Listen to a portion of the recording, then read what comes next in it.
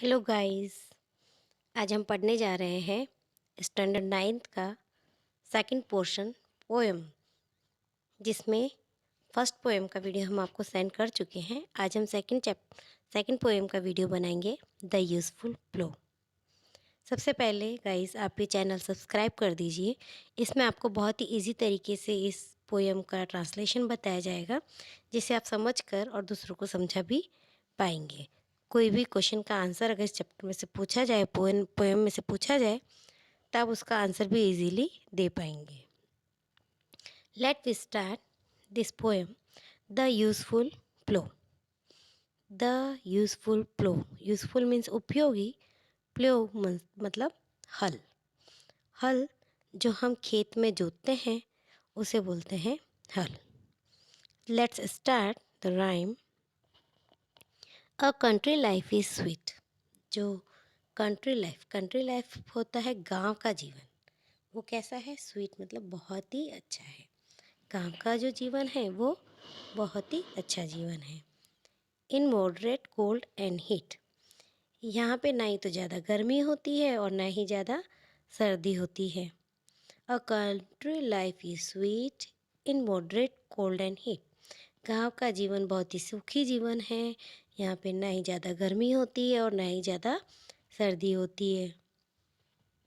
To walk in the air, हवा में, ताज़ी हवा में घूमना, how pleasant and fair in every field of wheat. यहाँ पे गेहूँ के खेतों की बात की जा रही है। जब गांव के जीवन की बात हम करते हैं तो वहाँ पे जो गेहूँ के खेत है वो अपने आप ही हमारी आंखों के सामने आ जाते हैं। तो ये राइम में ये बताया जा रहा है कि गेहूँ के खेतों में जो हम घूमते हैं तो वहाँ की जो हवा होती है वो बहुत ही ज़्यादा प्रसन्न कर देने वाली होती है, बहुत ही ज़्यादा हेल्दी होती है, हमें बहुत ही फ्रेश एयर मिलती है। The fairest of flower adorning the bower. यहाँ पे फूलों के बारे में बात की गई है कि जो वहाँ लताएं जो होती है, छोटे छोटे पौधे लताएं होती है, उनके ऊपर जो फूल है, एडॉर्निंग द बोअर, लता के ऊपर उगे हुए फूल। And every meadows brow, meadow का मतलब है जो घास के बड़े बड़े मैदान होते हैं, उनकी बात की गई है कि जो घास के बड़े बड़े मैदान हैं और जो वहाँ पे लताएं हैं, उनके ऊपर जो फूल उग रहे हैं, उन फूलों की वजह से वहाँ का दृश्य बहुत ही ज़्यादा मनोरम हो गया है। मनोरम का मतलब जो मन को रमणीय लगे उसे बोलते हैं मनोरम। सो दैट आई से, इसीलिए मैं कहता हूँ। सो दैट आई से, सो मीन्स इसीलिए, आई से मैं कहता हूँ, दैट की इसीलिए मैं कहता हूँ कि नो कर्टियर में कंपेयर, किसी भी राजा महाराजा की तुलना हम नहीं कर सकते with dam cloth in grey, उन लोगों से जिनके कपड़े फटे पुराने हैं। एंड फॉलो द यूजफुल प्लो, जो खेतों में हल जोत रहे हैं। यहाँ पे किसान की बात की जा रही है कि जो किसान खेतों में हल जोत रहे हैं उनके कपड़े फटे पुराने हैं। उनकी तुलना अगर महाराजाओं से करने जाए तो ये अच्छा नहीं है। हम उनकी तुलना किसी से भी नहीं कर सकते हैं। They rise with the morning lark. Morning lark का मतलब होता है जो सुबह होती है उससे पहले वाली सुबह, अर्ली मॉर्निंग। वो सुबह बहुत जल्दी उठ जाते हैं। And labour till almost dark, और जब तक अंधेरा नहीं हो जाता तब तक वो लगातार मेहनत करते रहते हैं। लेबर मतलब मेहनत करना। देन फोल्डिंग देयर शिप, फिर जब डार्क हो जाता है, अंधेरा हो जाता है, फोल्डिंग मतलब बंद करना, देयर शिप, शिप का मतलब होता है भेड़ बकरियाँ। यहाँ पे भेड़ों का बोला गया है, जो गुजराती में जिन्हें घेटे बोलते हैं, उन्हें, वो शाम को घर पे आते हैं, उन्हें अपने अपने घर में, अपने बाड़े में बंद करते हैं। दे हैज़न टू स्लीप, फिर वो सोने जाते हैं, जल्दी जल्दी सो जाते हैं। Next morning is ringing with birds that are singing on each green tender bough. इसका मतलब ये है कि पेड़ों के ऊपर, पेड़ों की शाखाओं पर जो चिड़िया बैठी है वो सुबह होते ही गाना गाना चालू करती है, और उनके गाने की आवाज़ से ही किसानों की सुबह होती है। On with what content and merriment, content का मतलब होता है कि संतुष्टि, और मेरीमेंट का मतलब होता है कि मनोरंजन, मौज मस्ती।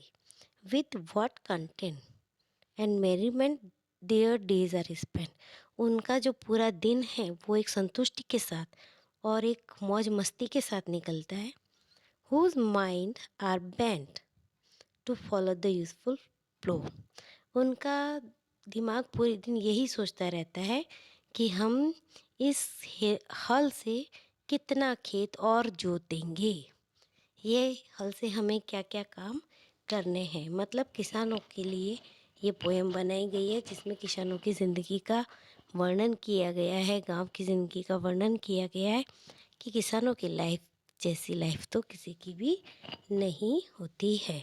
इसी के साथ ये राइम पूरी होती है। अब हम करेंगे इसकी एक्सरसाइज यहाँ से स्टार्ट होती है कंप्रेंशन।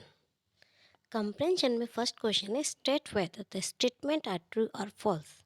बताइए कि जो स्टेटमेंट दिए गए हैं वो ट्रू है या फॉल्स है, सही है या गलत है। फर्स्ट है the poem is about farm life and the country side.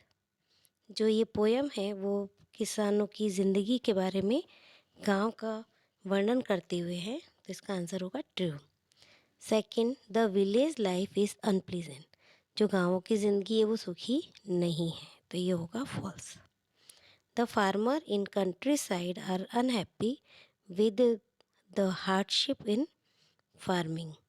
तो मतलब जो कंट्री साइड जो गाँवों की ज़िंदगी है वो खुशहाल नहीं है, बहुत ही ज़्यादा कठिन है, तो ये होगा false. Ploughing is an act of satisfaction for farmer. जो हल जोतना है वो किसानों के लिए बहुत ही सेटिस्फेक्शन करने वाला है, तो ये होगा राइट ट्रू। फिर सेकंड क्वेश्चन है answer the question in brief. How long do the farmers work in their field. जो किसान है वो कितनी देर काम करते हैं। तो हमने इस राइम में अभी पढ़ा था कि वो जब मॉर्निंग लार्क होती तब उड़ जाते हैं और जब तक डार्क होती है तब तक वो अपना काम करते रहते हैं। तो ये देखिए the farmer work from early morning to evening in their field. सुबह से लेकर शाम तक वो अपने खेतों में काम करते हैं। फिर सेकंड क्वेश्चन है how does the poet describe the country life in the poem. How does कैसे जो कवि है उसने डिस्क्राइब किए वर्णन किया है गाँवों की ज़िंदगी का इस कविता के अंदर। अकॉर्डिंग टू द पोएट, कवि के अनुसार कंट्री लाइफ इज़ स्वीट। जो गाँवों की ज़िंदगी है बहुत ही ज़्यादा सुखी है। It is neither too hot not too cold. ये ना ही तो ज़्यादा गर्म है यहाँ पे और ना ही ज़्यादा ठंड होती है यहाँ पे। There the air is pleasant and clean. यहाँ की जो एयर है वो बहुत ही ज़्यादा प्लीजेंट है और बहुत ही ज़्यादा फ्रेश है, क्लीन है। Field are filled with crop and there are trees and flowers all around। यहाँ पे जो खेत है वो फसलों से भरे हुए हैं और यहाँ पे जो पेड़ है और फूल है वो यहाँ पे चारों तरफ हमें दिखाई देते हैं। फिर थर्ड क्वेश्चन है what makes the morning pleasant for the farmer. Farmer के लिए सुबह सुबह प्लीजेंट कैसे होती है। तो इसका आंसर होगा the sweet singing of the bird. Bird की जो स्वीट सिंगिंग है, बहुत ही मीठी मीठी आवाज़ है। सुबह उठ के जो बर्ड चिरपिंग करती है, जो गाना गाती है in the trees makes the morning pleasant for the farmer. वही जो चिड़िया की आवाज़ है वही फार्मर की सुबह को प्लीजेंट बनाती है। इसके साथ ही हमारा ये चैप्टर फिनिश होता है। और अगर आपको ये चैप्टर समझ में आया हो, पसंद आया हो, पढ़ने के बाद आप अगर इसके क्वेश्चन आंसर समझा सकते हो तो इस वीडियो को लाइक करिए और इस चैनल को सब्सक्राइब कर दीजिए ताकि और भी जो चैप्टर्स है वो आपको इजीली मिल सके। मिलते हैं नेक्स्ट चैप्टर में। सी यू।